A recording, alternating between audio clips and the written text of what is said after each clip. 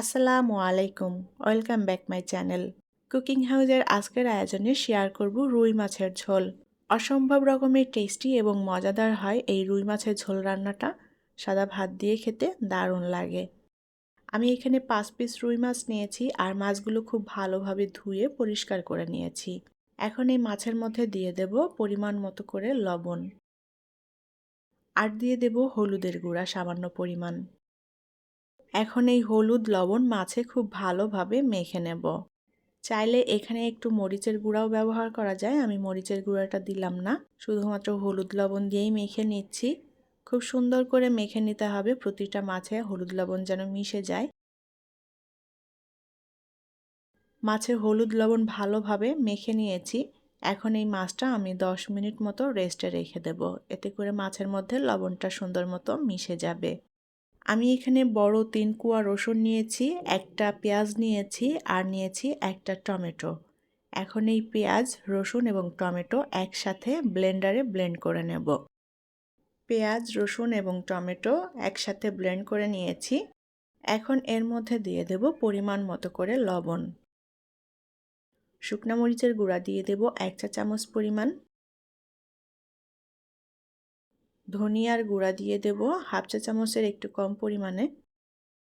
হলুদের গুঁড়া দিয়ে দেব 1/4 চা চামচ। এবার মশলাটা খুব ভালোভাবে মিক্স করে নেব। মশলাটা আমি আগেই রেডি করে রাখলাম, এতে করে রান্নাটা অনেক সহজ হয়ে যায়। খুব সুন্দর করে নেড়ে চেড়ে মশলাটা একসাথে মিশিয়ে নিয়েছি। এখন মশলাটা একটা সাইডে রেখে দেব। প্যানে পরিমাণ মতো তেল দিয়ে দেব। প্রথমে আমি এই তেলে মাছগুলো ভেজে নেব। একে একে মাছগুলো দিয়ে দিলাম।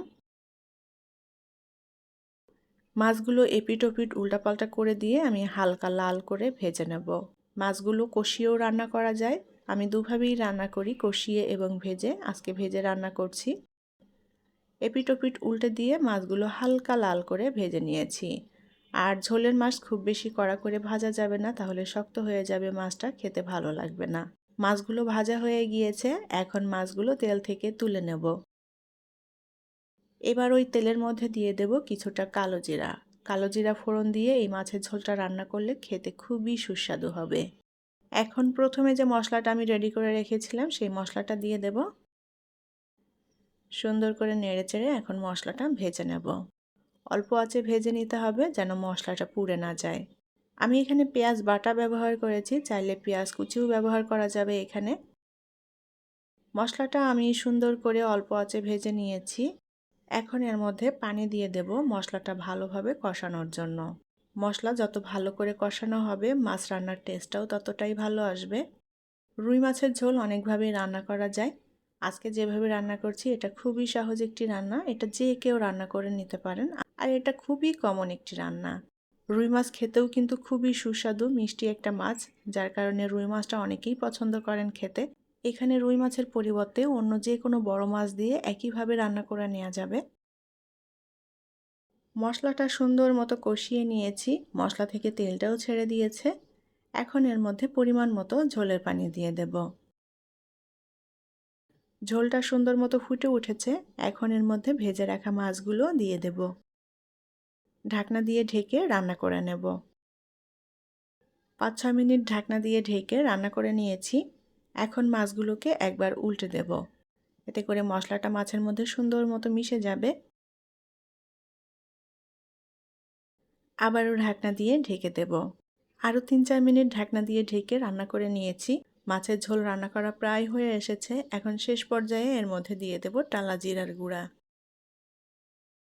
জিরার গুঁড়া দিয়ে নেড়ে চেড়ে ঝোলের সাথে মিলিয়ে নেব।